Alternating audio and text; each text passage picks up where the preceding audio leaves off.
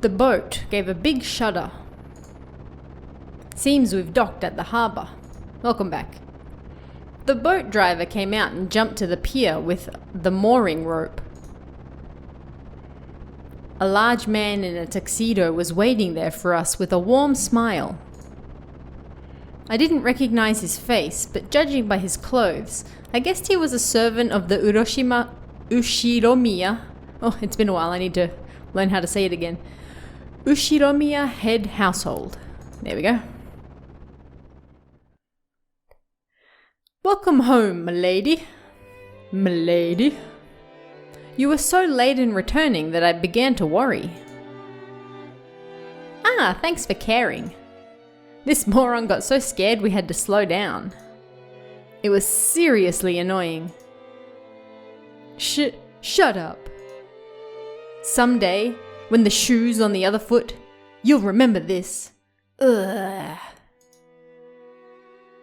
At this rate, word'll spread to the whole family, and I'll be the big conversation piece during dinner. Even without this, everyone would be talking about me because of that 6-year gap. But now, I've given them an even juicier topic.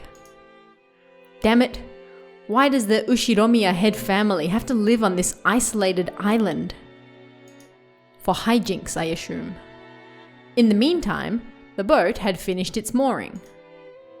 A small plank was lowered so that we could get down. One by one, our parents came up from inside the boat. You must all be quite tired from your long trip. Madam, please allow me to assist you. Thank you. It's been a while, Goda-san. How are you? I thank you for your concern. It is always my pleasure to serve. Battler-kun, isn't this your first time meeting Goda-san? If I'm not mistaken, you weren't working here 6 years ago, right? Indeed. So please, allow me to greet him for the first time. It is an honor to meet you, Battler-sama. Battler-sama. I'm pretty confident about my height, but you're huge. That's what she said. This is definitely our first meeting. I'd never forget meeting a big guy like you. That's what all the girls say. It's a pleasure. I'm Battler. I was looking forward to meeting you. I am Goda, your servant, and I have been working for the Ushiromiya head family since the year before last. Goda. It is a pleasure to make your acquaintance. If there is anything you need, please feel free to rely on me at any time. Goda-san, it's been some time. It has been too long, George-sama. Please allow me to assist you. As usual, you're a pro at welcoming guests. If you ever need a job, just let me know, okay? I'd hire you anytime. You do me too much honor. Please allow me to assist you, Hideyoshi-sama. Goda-san then lent a hand to everyone as they disembarked, greeting them as they passed. His speech and mannerisms had the refined polish of a professional. He was very graceful, in contrast with his initially tough-looking appearance. His large size made him seem a bit scary at first, but he was much more polite than my first impression had led me to believe. He claimed to have served on the island for 2 years, but he had doubtless worked at a similar job somewhere before. After everybody disembarked, the mooring rope was untied, and the boat started to steer away from the harbour. It was probably returning to its home port on Nijima. The captain waved his hand in farewell. Maria conscientiously waved her hand back. Now that I think about it, that must be why I've felt something out of place for a while now. I can't hear the cries of the seagulls. Seagulls? The birds? If I remember correctly, Whenever we came to this island in the past, the seagulls always greeted us with their lively nya nya cries. What are they, cats? Because of that, whenever I hear the cries of seagulls anywhere else, I get the feeling that I'm coming to a family conference. Except for the small part of the island where those of the Ushiromiya head family live, Rokkenjima has been left uncultivated, which apparently makes it a paradise for wild birds.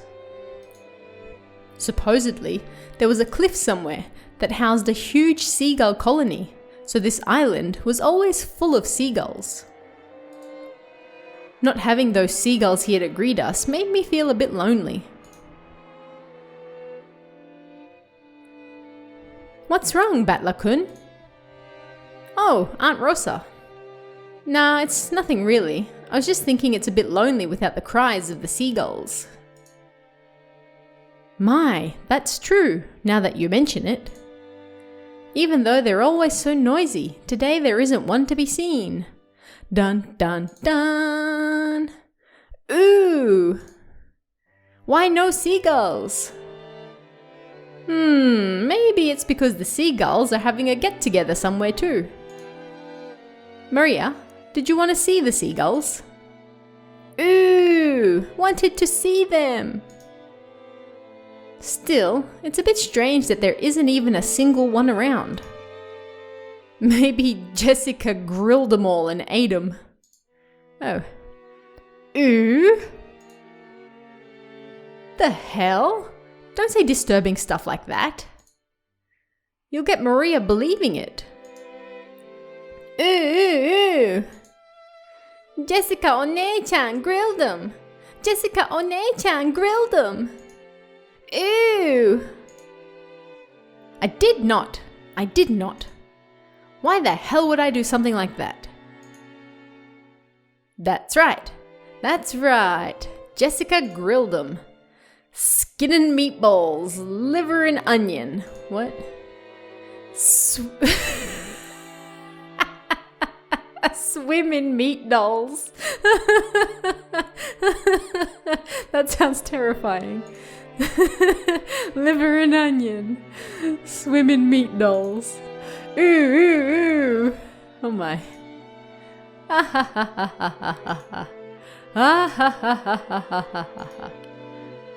As I made fun of Jessica, Maria tagged along, looking like she was having fun. Maybe because she's swimming in meat dolls. Oh, I never guessed she was such a good sport. Alrighty then, from today on I'll make you my #1 follower. As I smiled at her, she beamed, looking overjoyed, possibly because she was happy about this little connection we'd made with each other. That's not it, Maria-chan. I've heard wild birds are attuned to changes in the weather and atmospheric pressure. Somehow don't think she's going to understand those big words. The weather will probably get worse tonight. Yeah, storm. The seagulls might have returned to their nests early. Ooh, not grilled? Jessica One-chan didn't grill them? No. I wouldn't do something like that. Battler, you admit right now that you lied. Battler-kun, Maria-chan is a naive girl, so she takes even jokes seriously. You should choose your jokes more carefully. George Aniki gently scolded me. Even though I outstripped Aniki in height, Aniki was Aniki, of course. There was no choice but to obediently apologize. Sure, my bad. Maria, that was a joke. The seagulls are all taking it easy in their nest today, that's all. Battler lied? George Oni-chan told the truth? Had she actually been tricked, despite all that fun she was having? Her pure eyes made me feel guilty. Maybe I went a little overboard with her after all. Yeah, that's right. What George Aniki said is true. The weather's bad, so they probably went home for the day. It doesn't mean they're gone. Right, Aunt Rosa? That's right. Tomorrow, when the weather gets better, I'm sure they'll come back so we can hear them cry, meow, meow, like they always do. Ooh, I'll wait until the weather gets better and they come back. Gonna wait until tomorrow. Gonna wait until the weather's better. Ooh, ooh. Maria was in a lighter mood and was looking forward to tomorrow when the seagulls would come back and fill the skies. Still, George Aniki really was amazing at taking care of kids. I think I remember Aniki taking good care of me as well when I was a brat 6 years ago. Aniki, that's probably your gift. George-kun is amazing at taking care of young kids. If you wanted to, I bet you'd do great with a job in childcare, don't you think? Oh, don't do it. Yeah, it's almost like George Nissan was born to do something like that.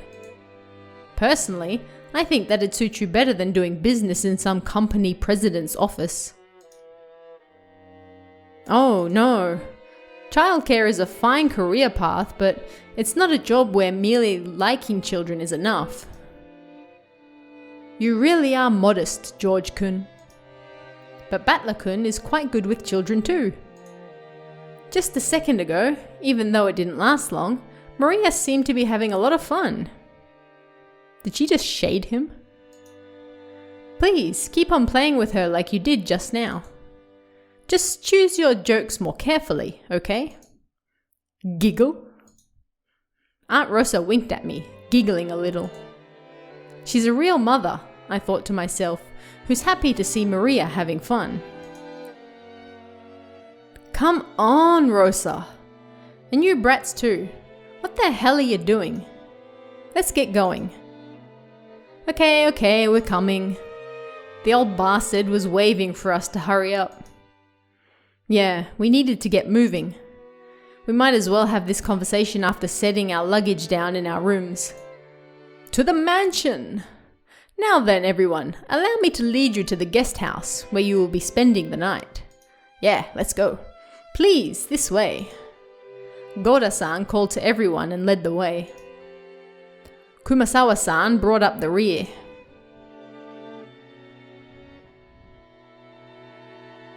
So many stairs, oh, so many stairs. A serpentine, twisting path led through a dim forest. It ran a bit uphill. That looked more than a bit. I'd guess the path was made all twisty so the slope wouldn't seem too steep. But personally, I'd have been happier if they'd had the guts to make some stairs in a straight line. No doubt they made the path twist on purpose, to put on airs of distance and importance. Before long, we saw garden-style stone steps. Ah, from here on I do have some memories. Go up these and... At the top of the stone steps, we saw a beautiful guest house.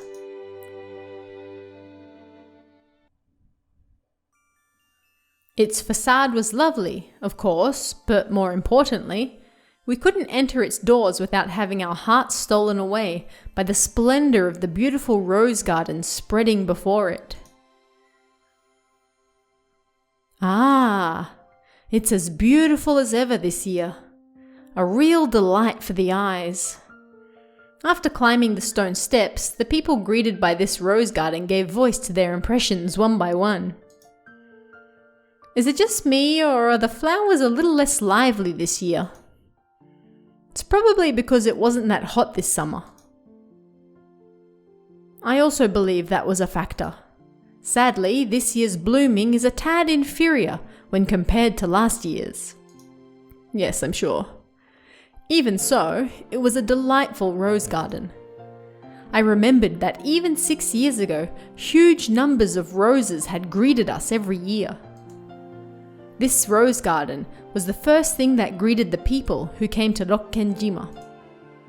Even our parents, who came every year, couldn't help but give voice to their admiration. In fact, it seemed to have undergone a power-up from the garden in my memories of 6 years ago. This place is always so amazing. It would be wonderful to have a rose garden like this at home. Give it up. Who do you think would take care of it? Roses are a real pain with bugs and diseases to worry about. Well, from what I've heard, Kirie-san takes care of her rose every day and makes sure no bugs get anywhere near it, right? Huh? What are you talking about? That's right. Though in this person's case, the rose goes after the insects like some nasty carnivorous plant. Wait, what? Oh, so that's what you mean. Come on, Rosa. Can't you give that a rest just for today? I've put that sort of thing completely behind me. I wonder. After all, you're a womanizer on an almost genetic level. What? No need to worry, Rosa-san. When a rose gives you too much trouble, it's always best to snip it at the root. Ho ho ho ho ho. Such frightening talk this is. Guys who are popular with the ladies are always forced to live dangerously. I sure hope I turn out a bit prettier in my next life. Hideyoshi-ni-san, like I keep saying, it isn't like that at all. And Kirie, stop it. You're freaking me out. You've made my rose wilt. Indeed. I see. Hey, Maria-chan, look over here. These roses are especially magnificent. Magnificent roses? Ooh. Smells pretty sweet. Are we really going to just spend half an hour looking at these roses? Look, this suits my elegance perfectly. Hey, cut it out. Maria's gonna imitate you and get hurt by the thorns. She yelled at me as I leaned in to smell the rose's scent with an exaggerated gesture. I thought she was overreacting, but when I turned around, I saw Maria imitating my every gesture and George Anarchy smiling broadly at us. Hey now, Maria-chan, be careful. Rose thorns can hurt. Ooh? George Oni-chan? Only this rose is strange. Ooh. Strange? What's wrong? Maria pointed at a single rose. I immediately understood why she found it odd. In the midst of all these magnificent roses, one single rose was just starting to wilt. There wasn't any particular reason. Some roses flourish and others wilt. That's all there was to it, but Maria seemed very concerned about the only unhealthy one in the group. It must have made her feel lonely. So you feel sad for this rose because it's the only one that isn't healthy. Ooh, the others are all healthy, but this one's sad. Well, they all bloom and wither at their own paces. I bet this one's just starting to wilt early because it got to bloom before any of the others. Yeah, that's right. It probably just bloomed like crazy, fulfilled its duty, and went to sleep. Indeed. You shouldn't get so worked up about it. Ooh. It seemed that Maria's pure, sensitive nature was making her feel some emotional pain for the rose that wilted alone. Even though she understood the logic of it, it still felt lonely to her. Then, Maria-chan, why don't you look after this rose until we leave? Ooh? George Anarchy straightened up and felt around in his pocket. He then took out the wrapper from the candy he had been sucking on the plane. He twisted it into a thin string, then gently tied it to the rose as a sort of marker. Hey, that's pretty cute. Let's mark it with this. Later on, you can come and give it some water. I'm sure Mr. Rose will be happy. Ooh! Come to give it water! I think you should give Mr. Rose here a name. I'm sure that'll make it happy, and you'll get to know it a little better. A name? A name. Ooh. Though she still wore her usual sullen face, Maria crossed her arms and began to consider this intently. At the very least, she appeared to have been completely pulled out of her slump. Nice going, Aniki. George Nissan has always been really understanding. Can't help but respect him. Yeah, I guess he was just born that way. We've got to start picking up tips. We're actually spending half an hour talking about roses. Was this garden just as magnificent when you were all kids? It was only after I stopped living here that it grew so big. Before that, the garden was simpler, though I'm still attached to that one. Nissan fiddled with it too much, with that vaguely bad taste of his. I liked it much better before. Eva, you've got to think positive. Setting aside how it used to look, its beauty now is something to be admired. You'll be able to relax a lot better if you look at it that way. I didn't mean it like that. I was just saying that I wanted you to see this garden the way it was before, too. Everyone, if you please, I shall guide you to your rooms now. Woo, finally. Goda-san called to everyone to ask if we were ready. But our hearts had been completely stolen away by the rose garden that none of us had seen for a year, so we didn't pay much attention to him. Since we weren't a travel group, it wasn't like we had a strict schedule to follow. Besides, since our parents were visiting their old home, full of nostalgia, it wasn't like they had to let themselves be urged on by anyone or anything. Understanding the situation, Goda-san continued to wait, smiling widely until our parents got tired of the roses and told him to guide us to our rooms. Yeah, let's go.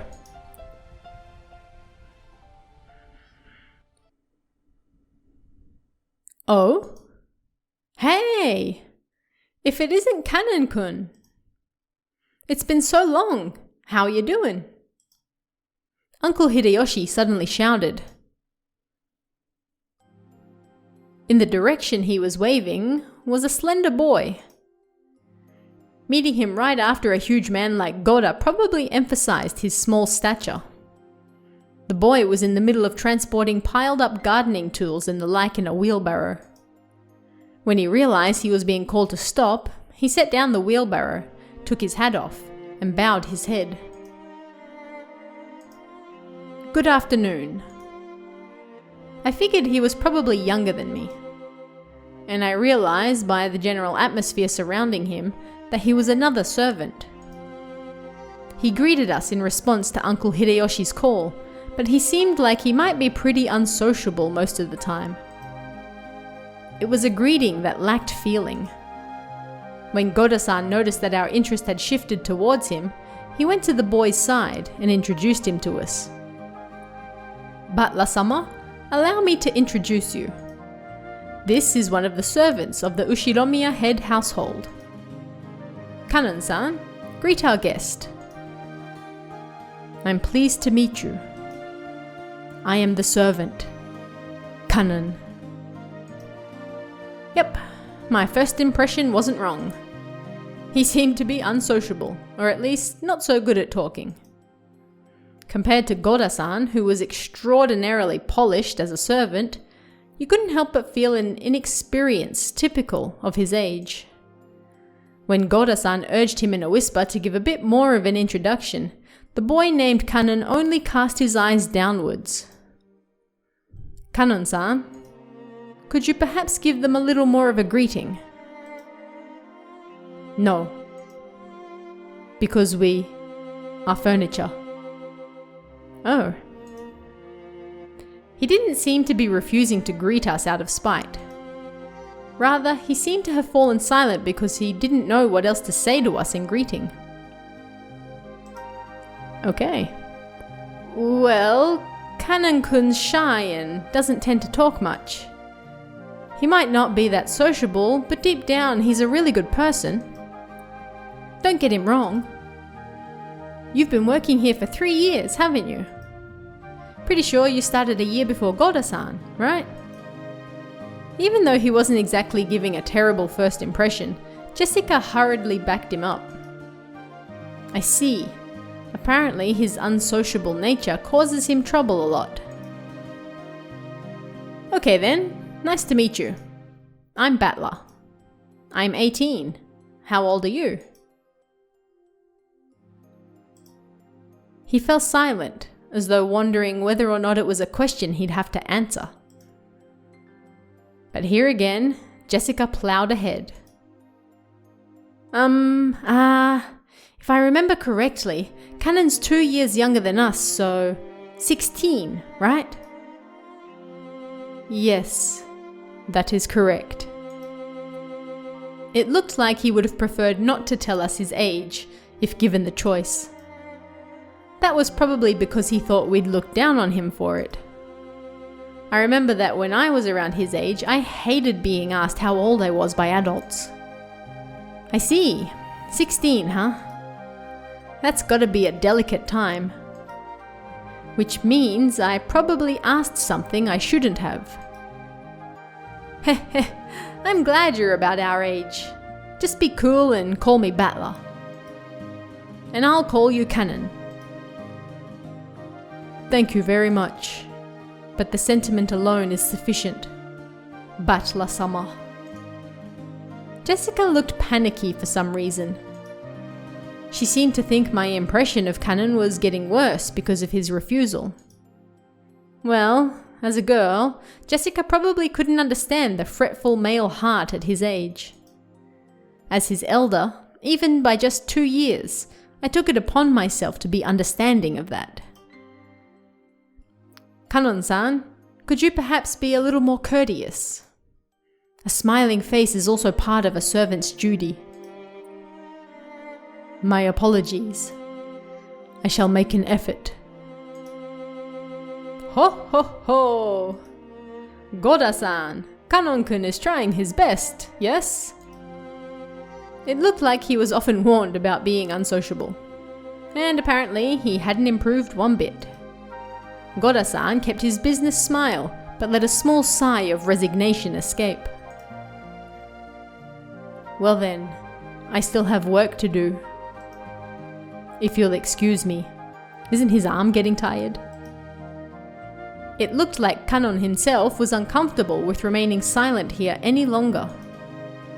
After another perfunctory bow, he turned around and started pushing the wheelbarrow again. Just then, the wheelbarrow suddenly wobbled and fell, scattering the load. I guess the wheelbarrow's single wheel got caught on a pebble and lost its balance. What do you think you're doing? Now, clean it up quickly. Goda-san urged him to hurry in a quiet voice, as though hinting that it was shameful for a servant to appear clumsy in front of guests. Kanon-kun wordlessly reloaded the wheelbarrow with the fallen objects, as if to say that he understood quite well without being told. He seemed to be fine with the light-looking gardening tools, shovels and such, but he looked like he was having trouble getting his arms around and lifting up some sacks of fertilizer. Are you okay? You're so careless. Here. Milady, you will dirty your garments. Please, leave this to us. With a smooth motion, Goda-san took the shovel that Jessica had picked up. Behind him, Kanon-kun was having trouble with the sacks of fertilizer. Ooh, you'll dirty your garments. Don't worry, the ones I'm wearing aren't that expensive. Besides, I hate guys who just sit there and make the waitress pick up the fork they dropped at a restaurant. I lifted up the other bags that had fallen. Of course, they weren't light, but for me it was a piece of cake. Kanon-kun looked at me, surprised. It was the face of someone who never would have expected to receive help from a guest. Battler-sama, don't worry about it. I will take care of everything, so... Don't you worry. I may not look it, but I've got it where it counts. Heh. Since Kanon-kun looked like he hadn't yet gone through his growth spurt, he was stuck with a sorta weak body. This kind of weight might have been too much for him. It's quite heavy. It's natural that it would be difficult for you. Don't worry about it, Kanon-kun. Okay, my time to shine. This makes up for the boat stuff from before, right? Ha! As if this could make out for freaking out like that. Ha ha ha ha. Later, I'll tell you about it too, Kanon-kun. Battler was totally hilarious.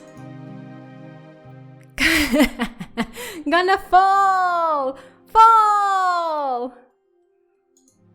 Ooh, ooh, ooh. As they did this, I piled all the stuff back into the wheelbarrow. I beg your forgiveness for letting you witness such unsightliness.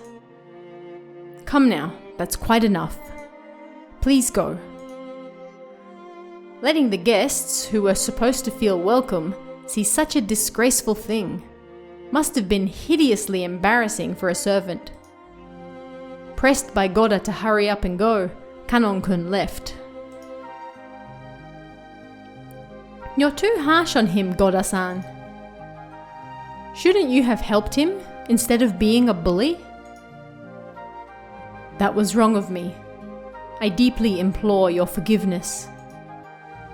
Without even a twitch in his smile, Goda-san apologized elegantly. Kanon-kun has a ton of things he's good at too. It's just that being young works against him all the time. It's a crying shame. Well, it's a prickly age. Let's just leave him be. After all, closed-mouth servants are the best kind. Oh. Isn't that right, Kumasawa-san? The most closed-mouthed of all. Ho ho ho ho. Rudolph-sama, you truly are harsh. There is no servant as silent as me, of course. Everyone smiled wryly at that obvious lie. Even she herself didn't believe that, not in her wildest dreams. So she must have said it to lighten the mood. Yeah, that's the kind of character Kumasawa Ba-chan used to be. Used to be? The once stiff atmosphere had cleared up at once thanks to her cheerful smile. I'd like to set down our luggage soon.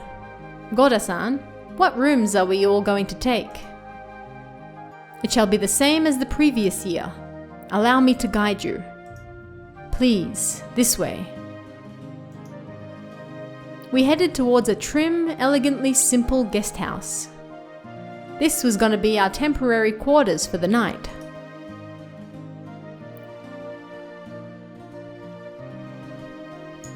Lots of dots. Kanon watched over a hedge as the guests all entered the guest house. Then he let his eyes fall on those heavy sacks of fertilizer piled up in the wheelbarrow. In his mind, he kept going over his previous mistake. Battler, big and strong, had picked up the sacks in front of him, the sacks Kanon couldn't lift himself, as if they were feathers. It would be extremely difficult for an outside observer to guess what emotions that favor had stirred up in Kanon. But as far as you could tell by watching him hang his head, there was something that he just couldn't let go of. Muttered words escaped his lips. But those words he murmured were so soft that they didn't reach even his own ears. Even I... Kanon hung his head, slightly biting his lower lip.